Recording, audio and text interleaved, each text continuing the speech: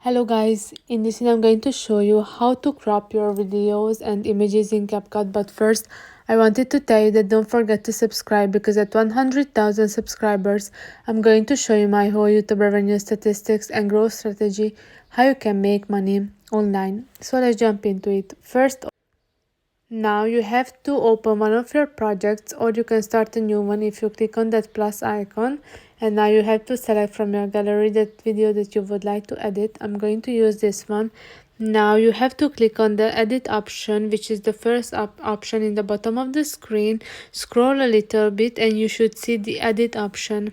Click on it, and now the third option is crop, and here you can see that you can crop your videos and images in different ways. You can select those here, and you can see that here you can check the video, for example, because if you select, for example, that last option, now you can see that what fits and what doesn't fit in that frame. So if you go back, for example, you can see that this one is an image, and you can do the same thing with your image as well. Here you can select the frame, and that's it. So I hope this video was helpful for you. If it was, please consider subscribing, and see you in the next one. Bye bye.